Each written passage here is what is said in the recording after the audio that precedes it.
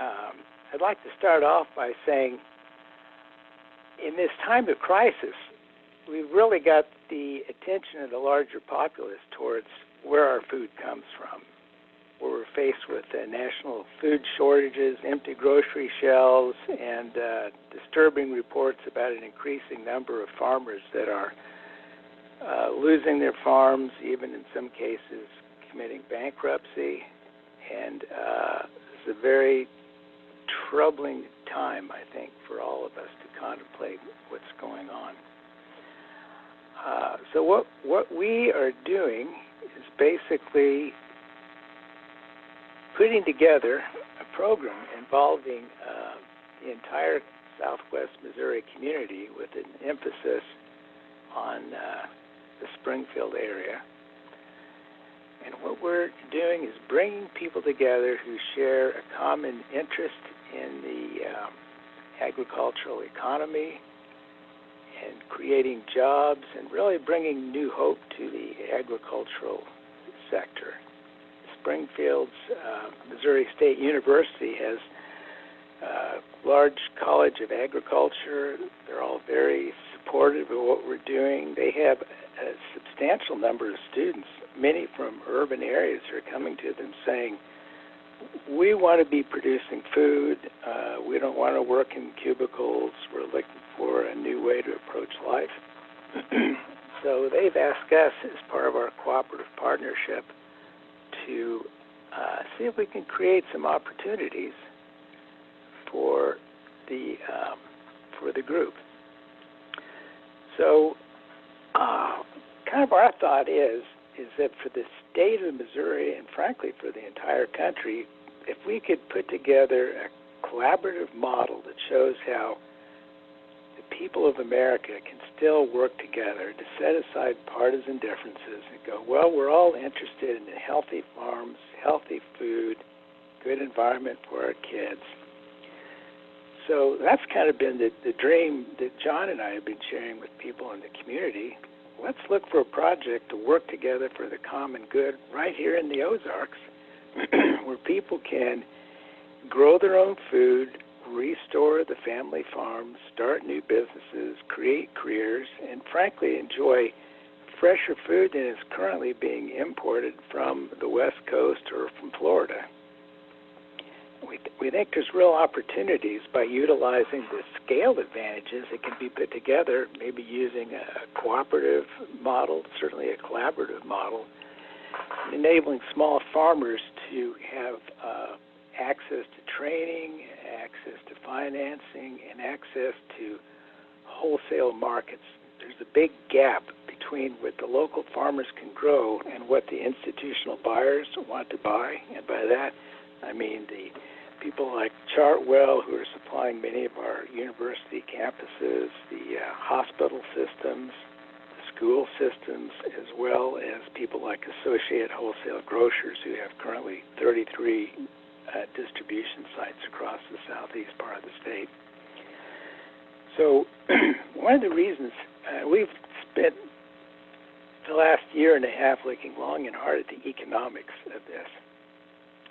And what we found is that by scaling up at the beginning and by using basically free land that has been offered by the city of Springfield, it's currently buffer land located about 3/8 of a mile from an active landfill site. It's farmland that hasn't been farmed in 20 years, but by utilizing that open land, by utilizing waste heat from a municipal power plant that's burning the landfill gas, and by using Springfield surplus renewable energy, which we can buy at about 1/4 the normal rate, about 3 cents a kilowatt hour, that by scaling up to a greenhouse of a commercial size using a commercial professional manager, we can produce a substantial amount of food, and we can create job opportunities for interns and help kickstart a food hub, whereby we'd be offering uniform qualities of produce in the greenhouse to institutional buyers, but that would be heavily augmented by seasonal produce from all the local and regional farmers. The greenhouse gives us financing to finance on a more or less self-supporting basis the educational outreach activities, and it gives us an entree into the retail grocery distribution chain, enabling us to feature seasonal specialties from all the farmers in the Ozarks. It's about a two-step program, but part of my background is that of an entrepreneur, where I've invented products, created manufacturing processes, and got into major retailers like Home Depot, Lowe's, Costco, and others. So we've looked at this pretty closely, and I appreciate the opportunity for my son John to give a little more detail about what we have in mind. Thank you all for your time. John? Thank you, Mike, for the introduction. And thank you, Mallory and Joe and Pam and Maria, for joining us today. I really appreciate the work you guys do, oftentimes behind the scenes, to make this a more resilient and robust food system here in Missouri, because it takes a lot of work and smart people like you doing that. So we really appreciate it. It's been a pleasure to work with everybody. I want to give a little bit of context for the project that we're working on. Mike gave a really good background. The only thing I'll add to that is that this has been a dream of the city of Springfield for about 10 years to use waste heat from the power plant to heat greenhouses.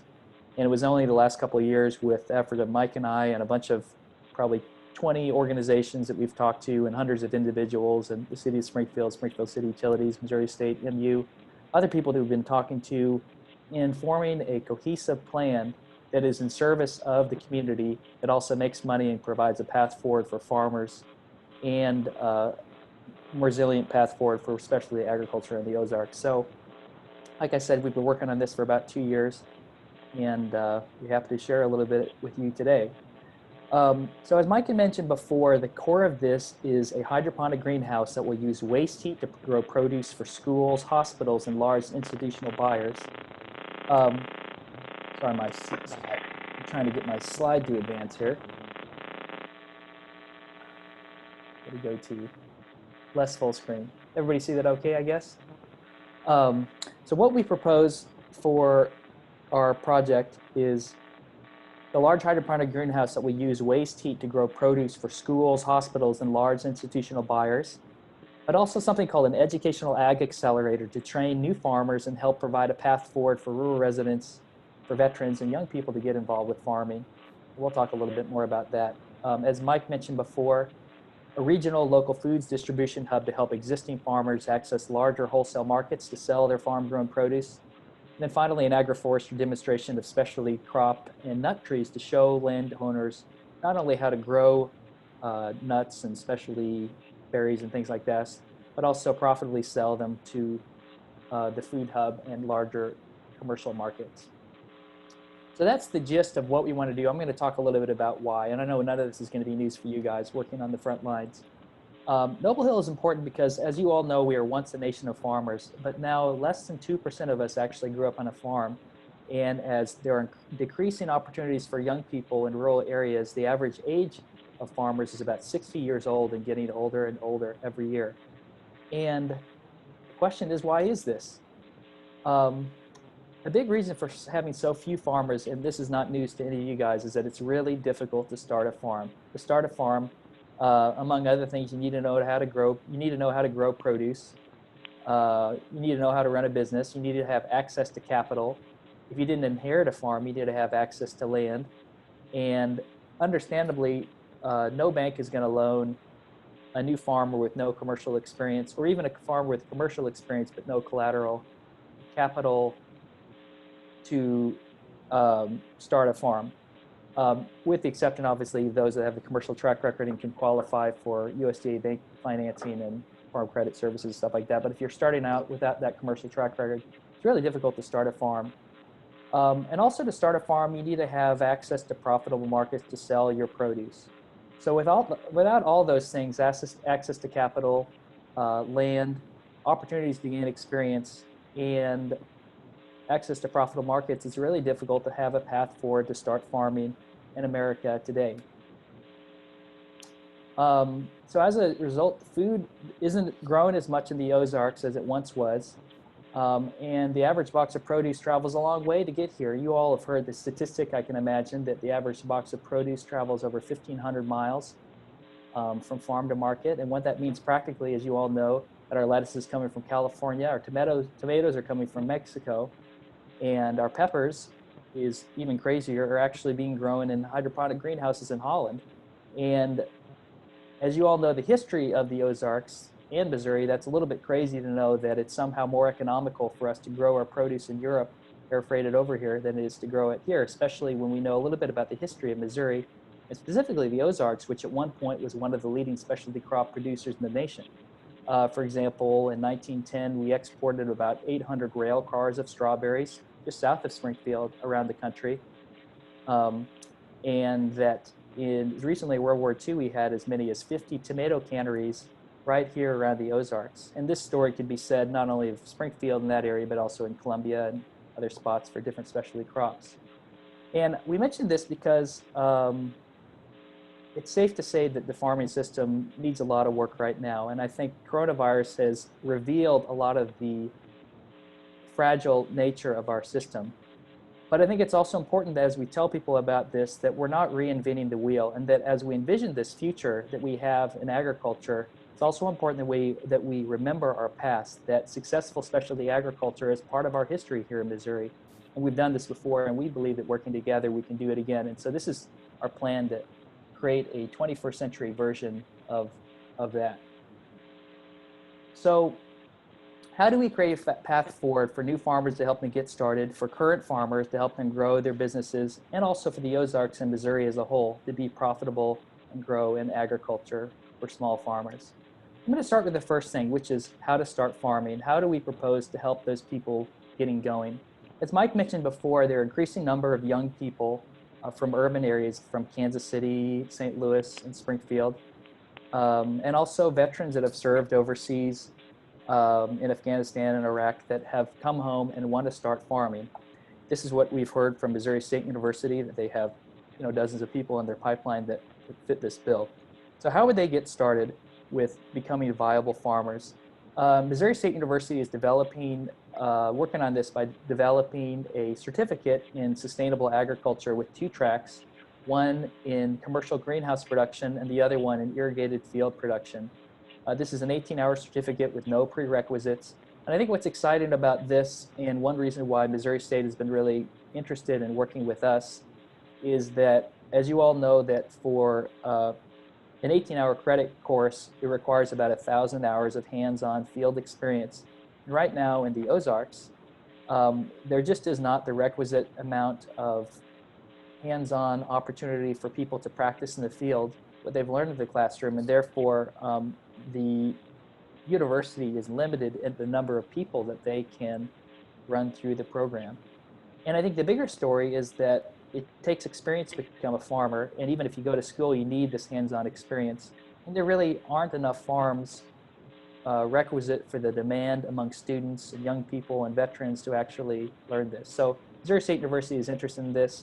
We'd be offering paid internships for students for Missouri State University, but also MU folks, for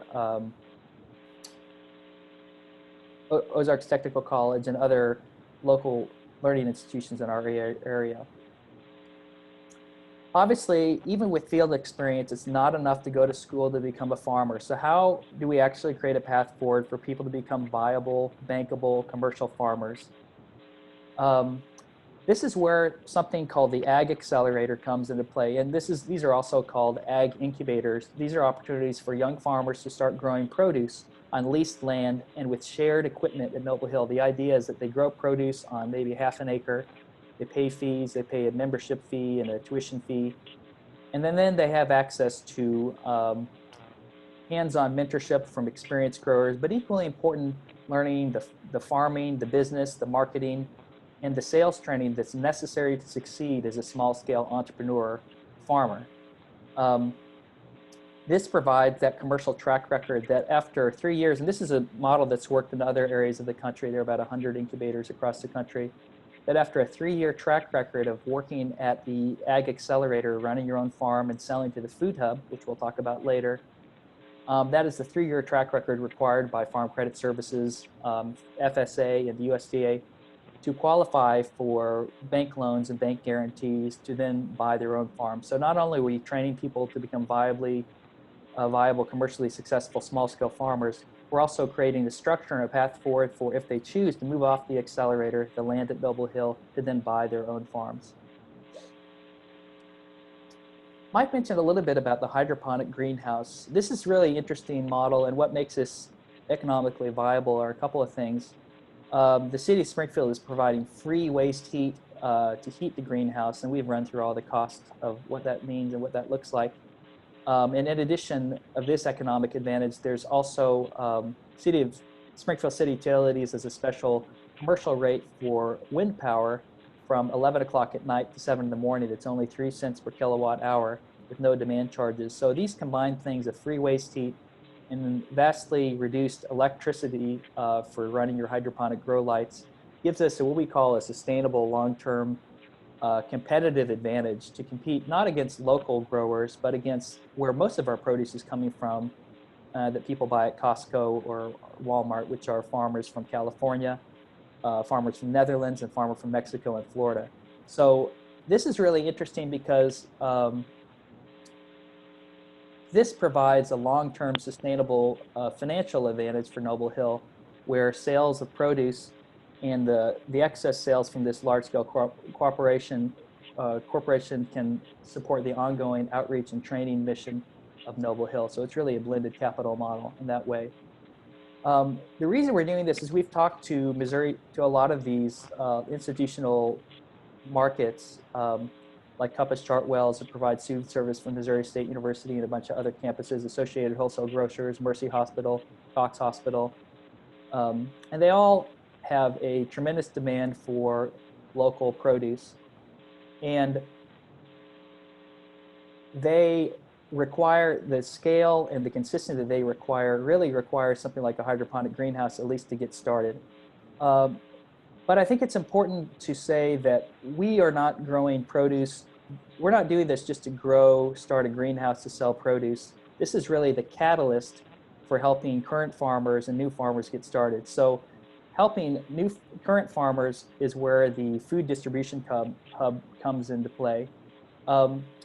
We've talked to a lot of these same buyers, the Mercy, Compass Chartwell, Associated Wholesale Grocers. They all tell us the same things. They want to buy local produce from farmers, and in fact, their customers ask for it, but it's very difficult, as you can imagine, to buy produce from 20 or 30 or 40 different farmers to get a box of produce one day, box of beets, and a pickup of lettuce another day. That to sell to these large-scale institutional markets, it has to be consistent supply, it has to be consistently branded, it has to be USDA inspected, and it really has to be something they can count on. And it's easy for them to buy produce from a local farmer as it is for them to point and click on the computer and order something from Cisco. So that's the purpose of the Food Hub, which, as you all know, it aggregates local produce from current farmers in the area and then distributes it to large-scale buyers like schools, hospitals, Associated Wholesale Grocers, and Compass Chartwells. And I think this is really exciting because, as you all know better than anybody, here in the Ozarks, we're blessed with a really great farmers market that even in the midst of coronavirus, we're still doing a drive-through farmers market, and people are able to have that revenue source as farmers. But you can imagine that even with a great farmers market here, you had a store that was only open for, one Saturday a week and maybe a Tuesday morning. It would be really difficult to be profitable. And I think that's what we're finding with local farmers is that even the really good ones, most of them have second jobs and second careers, second incomes, because it's very difficult to be financially sustainable just on that one market alone. And so that's where this food hub comes, by opening up larger wholesale markets for them to sell their produce, giving them the knowledge that they can grow more and there'll be a market for it. So it's really, and there's been a lot of interest from the buyer side and demand for seasonal produce. This is really interesting about the agroforestry demonstration. And I think it's important to mention that MU has a really big hand in this, in lending their MU Extension has a big hand in lending their expertise in making this viable. But I think it's important to maybe help with a little story of my own. I really like blackberries, and I was in the supermarket last summer, and I'd heard a lot about Missouri and our blackberry potential. So I picked up a box, and lo and behold, it was from California. And I thought this was really interesting because I know that MU Extension has done a lot of really good work of training people and farmers and landowners how to grow blackberries, as well as anybody else in the region and really the country. Um, but yet when I pick up a blackberry box, it's from California. And I think part of that is that there really aren't viable markets or a path forward to integrate those growers, know that they can grow more, and then sell, give them markets to sell. That's where the agroforestry demonstration side is.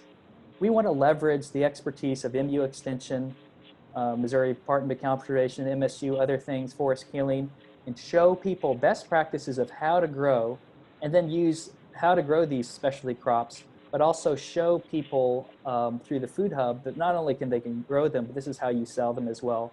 So establishing the market and also showcasing the best practices at Noble Hill that you all have worked on a long time. So talking about pecans, chestnuts, walnuts. We've been talking to forest healing. Apparently there's actually a cultivar of almonds that can grow in the Ozarks, which I think is really exciting. So imagine as the West is running out of water, Missouri can become a showcase our almond growing potential would be really exciting as well.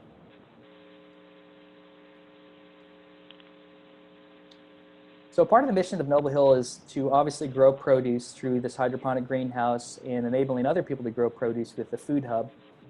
But it's also to build up our local food security and to equip citizen farmers to grow their own food. We've talked to a lot of organizations in the region. One of them is Springfield Community Gardens, a group with over 200 citizen gardeners and 20 gardens throughout the community. In fact, I'm on the board of directors of Springfield Community Gardens. And they've got a lot of really smart people that have skills to share, but also want to develop their professional growing skills, and providing Noble Hill with a magnet, almost like a pollinator hive of so many different expertise from MU Extension to local growers to business people coming from really around the country, providing that as a resource to our citizens that want to learn more and go to the next level as growers. In addition, we've talked to Ozarks Food Harvest, which is a food bank right here in the Ozarks. A lot of the excess produce seconds things that can't be sold commercially because of cosmetic reasons, but are still perfectly healthy, partnering with them to donate excess produce to those in need through Ozarks Food Harvest. Part of the mission also of Noble Hill is to reach out to young people, many of whom have no idea where food comes from. We've talked to a lot of teachers, and they tell us that there are a lot of young people that they encounter who are really motivated, they're smart, they have a lot of energy, and perhaps sometimes too much energy for a classroom, and they sometimes struggle in a classroom setting. They tell us oftentimes that these young people come alive when they're on a farm tour or in a greenhouse. And part of the mission of Noble Hill is to show these young people that even if you didn't do real well in school, or maybe you struggle in a traditional classroom, there's a path forward for you also to contribute to society by growing healthy produce or healthy food for your community. And it's one thing to tell kids, but there's nothing like actually showing kids what's possible. It's kind of like when you bring an astronaut in to speak to your class. There's something really empowering about firing up kids' imagination by making it real, that they too can do this. So in this case, it's not an astronaut, but it's a farm, and showing kids greenhouses, farms, and creating that excitement at an early age that there's a way for these kids to contribute. So with that end, we've been talking to Springfield Public Schools. They're really excited about providing internships with this gets going through their Ag Academy, which is a new program they've started to fast track high school seniors through ag education. And then also talking to Ozarks Technical College, which is a strong community college here in the region that have a lot of people. We've talked to them, a lot of young people that want to get involved in farming. The idea with this is to get kids excited, start them young, and also give them a path forward to start practicing and being exposed to this agriculture. This is a little bit about the project. This is about a $10 million project. Most of that is a hydroponic greenhouse. So hydroponic greenhouse is fairly expensive. Mike and I have gone out and talked to some of the top greenhouse experts in the country. We were out in Eureka, California, and visited with Hydro. They're the group that provided, if you have heard of Gotham Greens, they're kind of a high-profile greenhouse that's growing produce on rooftops in urban areas. Hydro provided the system for them. We have been really pleased working with them, have a lot of conversations, met with them, had dinner with them, and they would provide the expertise of the system selection. And I think more importantly, running a hydroponic greenhouse is a highly technical skill, and there's a lot of demand for that. And so partnering with them in a national recruitment effort to bring in one of those highly qualified greenhouse operators to run this and train the new people and the students on this. The first phase is the hydroponic greenhouse. The idea with this is getting it profitable and providing that market access with its large buyers and sustainable cash flow first with the hydroponic greenhouse. Once that's profitable, adding the food hub and incorporating current farmers' produce on a seasonal basis to these same buyers. That's the second phase, and would be after about 2 or 3 years of running the hydroponic greenhouse. This is our site map. I think you all can see my cursor here. This is the landfill. I think it's important to stress here we're not growing produce or anything on the landfill. It's about half a mile away from the active dumping site. This is the power plant that's using the waste heat. The greenhouses would be here. It's about an 1.5 acre greenhouse. Food hub is centrally located right by the hydroponic greenhouse. And these are the ag accelerator fields for, imagine, acres and acres of, 15, 10, eventually farmers growing produce. This really robust community of growers and social area that people want to come out and visit, and will become really a shining spot, I think, for Missouri that people want to do in their own communities. So we're excited to show people that. This is a little bit more about the funding and the financing, about how we're going to finance this. I think the big take home from this is that the greenhouse is really profitable, and that's profit with a purpose. So it provides the salaries for all the workers and would provide about $300,000 to $400,000 of excess capital that, after paying for the loan and the debt service, $300,000 or $400,000 every year to support the ongoing outreach and mission of Noble Hill, understanding that you all are aware that in this time it's really tenuous to depend on government grants and foundation grants, that even though those are good to get started, long term we have to have a plan to make this a financially viable thing that makes money, supports itself, but also can be replicated by other people. This is a little bit of the finances more. We can talk more about that if you have questions. I'm really excited about this. This is about not only the economic impact, but the jobs created. I want to stress one thing here. This bottom bar, it's about 20 people employed by an 1.5 acre hydroponic greenhouse, 20 to 24. This dark green, or this light green patch over here, is what we call the jobs created on local farms indirectly by the food hub. One thing the MU Extension Pam and Maria have shared with us is that for every $1 million of economic activity of selling through a food hub or sales, that generates about 20 jobs on a farm. So that's where this hydroponic greenhouse is important, but even more important is the food hub, which is enabled by the hydroponic profitability.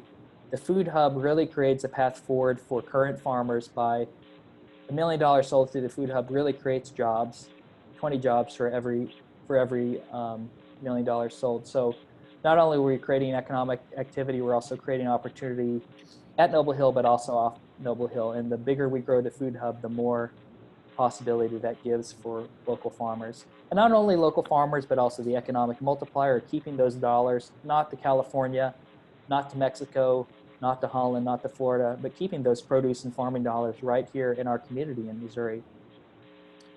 This is the phase. Obviously, coronavirus has pushed this off a little bit, but we would, it's about a 9-month runway from when we have the capital to when we're finished the greenhouse. We have budgetary numbers and quotes from all the large hydroponic greenhouse manufacturers in California, and are just about shovel ready from that perspective. Obviously, once we have the capital, that's the big sticking point, is raising the money to do that. And we've got good progress and good context, but we still have a little bit to go with that. we would start the hydroponic greenhouse here.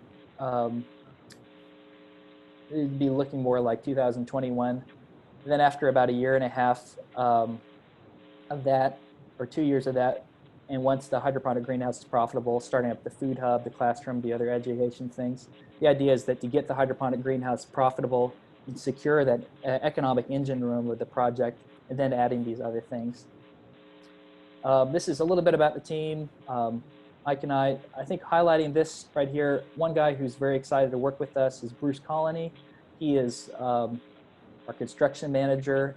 He built the Branson Airport and the first Wonders of Wildlife Museum, and is just a wonderful person and has been bugging us every couple of weeks about how our progress is, and has been introducing us to builders and things like that. So we're really excited to have him involved.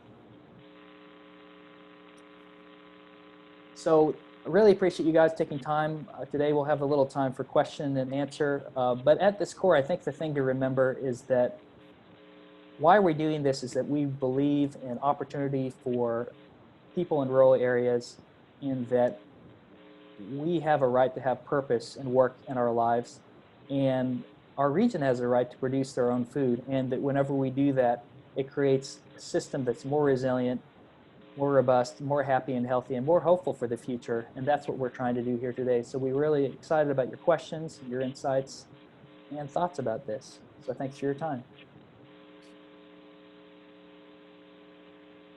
So since we have 15 minutes, I'm just going to let Mallory and Joe go ahead and take over and just discuss with John and Mike. And then, of course, this discussion is not going to be over today, but this was just meant to be an introduction. Do you want me to stop sharing my screen so we see faces, or what do you want? I think you can leave the screen in case you want to go back. Okay, great. Well, I sure appreciated this presentation. I learned a lot. I've heard pieces of this. It's nice to see it coming together. You know, I guess I have a lot of questions on, you know, sort of, I think you have a really nice structure put in place, and I can appreciate how hard all of this work is. I guess I'm wondering, you know, where do you need the most support? And of course, I always focus on the markets, and you know, it looks like you're trying to use a diversified marketing strategy, working with those local institutional buyers. But maybe, you know, you talked about both trying to be competitive for low cost imports, and then also talking about a regional branded strategy. And I guess I just, you know, I guess I appreciate all the hard work you've been doing. And for me, you know, spending more time talking about kind of your business plan and your market development, and, you know, doing this work well is hard because there's this constant tug between production and, you know, getting people to produce and then finding a market for that stuff. And that's just very tricky to figure out. So I'm just curious where you guys are on all of that, or how you know, might see us helping in any of that. Hey, Mallory, this is Mike. Those are very good questions. And here's how I'd respond. We had an excellent meeting with some of the top people with Associated Wholesale Grocers at their Springfield Center, which is their second oldest. And we got pricing from them as to what they're paying for landed produce from California. And so we viewed their landed costs from California as being the market price that we need to be at to get in the door. They like the idea. They've tried buying local produce from informal coalitions of farmers in southwest Missouri and had the sort of problems you might expect. The missed expectations on both parts, standardized tomato sizes, packaging, labeling, USDA requirements. So that didn't work. But they did welcome the opportunity to work with a professional distribution outlet that could be competitively priced, that would feature Ozark-centric products. The advantage to them is that produce has a very high spoilage rate. By the time it gets here from California, it's been through a lot of trials as well as a week or more of time. And so by some accounts, 30 to as much as 50% of the produce gets thrown out before it ever leaves the store. So our commitment to deliver produce to them even on a daily basis would mean that their customers, which are basically retail grocery stores, would have produce that would last a lot longer in the stores, reducing the spoilage rate. But our business model is based upon just meeting landed California prices. That's for the hydroponic greenhouse. And we're able to do that because of the inherent side advantages. First, we're not paying for freight. Secondly, we're not paying for land. Third, we're not paying for heat. And fourth, we're buying electric power so that we can have continuous year-round production regardless of whether the sun is shining or not at a fraction of the price that other growers would have to buy if they were doing this in some other area. And this is due in large part to the very collaborative and cooperative effort that we have with the City of Springfield and City Utilities of Springfield, our municipally owned utility, which also has its own power generator. So, that's great. That's fantastic. So yeah, I was trying to understand sort of like how this would phase. So initially the greenhouse would just sell to that one wholesaler at wholesale prices and have just one kind of contract that you're trying to work out and negotiate all the time. Well, I think, I mean, we would have a diversified market even in the first phase. And that's just from our own experience in business stuff and talking to other large-scale hydroponic greenhouse manufacturers. I think primarily Associated Wholesale Grocers, but also to Missouri State University. You know, we've talked to Mercy Hospital, which is headquartered in Springfield, a regional hospital chain, and they are interested in buying produce that is hydroponic because of the safety concerns of serving, you know, lettuce that has E. coli contamination that often happens from, you know, imported produce. So they're excited about the hydroponic greenhouse lettuce there. So we would have a diversity of markets even initially, but primarily that larger wholesale market. Mallory, if I understood correctly, is your concern more from the second phase when the producers come into play, and then we need to start thinking about how they are going to be making money, right? Yeah. You know, this is very diversified, which in some ways, you know, that's good, and it also makes it hard to get all the pieces together. Yeah. So I really appreciate it. And you know, yeah, it was just, I know this stuff is not easy, and I've worked with groups through this effort in the past, so I was just trying to understand a little bit more. I appreciate that, yeah. Should I talk a little bit about the producers, some of our business thinking with that? So I'm happy to share all our Proformas with you about some of the thinking and, you know, the nuts and bolts finances of both the hydroponic greenhouse and the food hub. With the food hub, you know, you're right. I don't think that we would be selling local farmer produce exclusively to associated wholesale grocers. You know, from talking to other people that have started food hubs and, you know, consulting with them and going to the food hub conferences, a couple of things that have worked really well for food hubs have been things like corporate CSAs, working with corporate cafeterias or corporations and their wellness directors to aggregate produce and providing large-scale CSAs for their corporate employees as a benefit. That's worked really well. That would be part of our effort. And then also selling to restaurants, which tend to be a little bit higher margin than distributors, in addition to you know, the larger wholesale distributors. So what, Mallory, to follow up on that, we'd be negotiating long-term sales contracts with people like Mercy Hospital, Chartwell, maybe some of the corporate cafeterias like Bass Pro Shops corporate headquarters is here, and they have over 2,000 people that work in their corporate headquarters with a company cafeteria that features healthy food. A lot of it, they have a dietitian who really has the same mindset that all of us do. So we've had extensive talks with them, with the chefs at Mercy, at Cox, with the man who's in charge of food for Compass Chartwells over at MSU. So the idea is to operate the food hub in more or less a nonprofit way, all right, to put the maximum amount of money back in the hands of the farmers, which we estimate to be about 80% of the gross receipts. The key to getting the trust of these large institutional buyers, though, is to be able to say, we've got some anchor products of very consistent quality. They'll be available 12 months out of the year.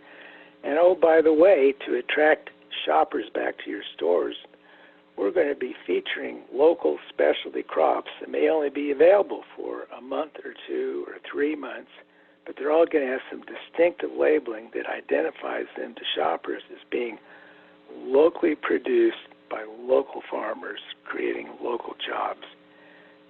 Although we've not calculated a pricing margin in that, we believe, based upon research in other areas, that local label can command a price premium of about 5 to 7%, and maybe more depending on the product. But we've based our pricing essentially on what current market prices are. So the way it might work is this. We issue a request for a proposal for farmers to grow us 5 acres of carrots, to be delivered 1 acre a month or something along those terms. But that's only after we've got sales contracts agreed upon by these large institutional buyers. So we're basically matching up buyers and sellers. And basically we're trying to regrow what used to be a very active local market years ago. 100 years ago, the Ozarks was exporting crops all around the country, and especially to the Midwest. We had local supply houses, and we think there's a reasonable basis here for restoring, at least in part, that local agriculture. If we look at the situation today, where local farmers, for the most part, are selling into commodity markets where the prices are being determined by finance people in New York or Beijing, where a lot of the products are being sold to oligopolies with perhaps some concern about maybe price fixing taking place. And so if we can cut out these middle guys and sell directly to local retail outlets, they make more money, there's less food waste, the farmers make more money, and consumers get healthier products. And it's not limited to produce. It can also include locally grown beef, cheese, other value-added products. We're just sticking in our business plan with produce right now so as to kind of stay focused on the core objective. But I'm sure that there'll be other farmers coming to us saying, hey, I've got pasture-raised beef, or whatever, can you take it on? And after we negotiate sales contracts, then that would be a natural line extension. And one thing I want to add there, Mallory, this, of course, is a long-term, complex, and ambitious project. Not everything is expected to come and together all at once. But the extension role, and once we get to the farmers renting the lots, is going to be, how do we prepare those farmers to move on their own as a business from that lot to become profitable farmers after they leave after those 3 years? And then, or if we have farmers that are not renting the lots, how do we help them access those markets, not just in terms of making sure they have a place to sell their stuff and having the quality, but also how do they organize themselves from a business perspective in order to make sure that they will be structured correctly or in a way that they can operate as a business. So that's where we see another role for extension, in addition to all the education There's also going to be a component from the Southwest Research Farm where we're transferring knowledge from there to the Noble Hill. We have the horticulture specialists who are probably going to be, and also the natural resources specialists who are going to be doing education and training at the site or in partnership with the Noble Hill, kind of. Now, the agroforestry demonstration, to follow up on Maria's point, is designed to replicate some of the public demonstration reasons for the Southwest Research Center's existence. So we'll be taking some of the research results from regional research projects, especially MU and MSUs, and putting on public demonstrations. The Springfield school system, which is the state's largest at 36,000 students, has requested when they can start bringing students through to view these farms, to view the greenhouse, and to let kids experience, where food comes from. So, yeah, it was a big public education. We envision there will be many, many thousands of people coming through this facility by about year 3.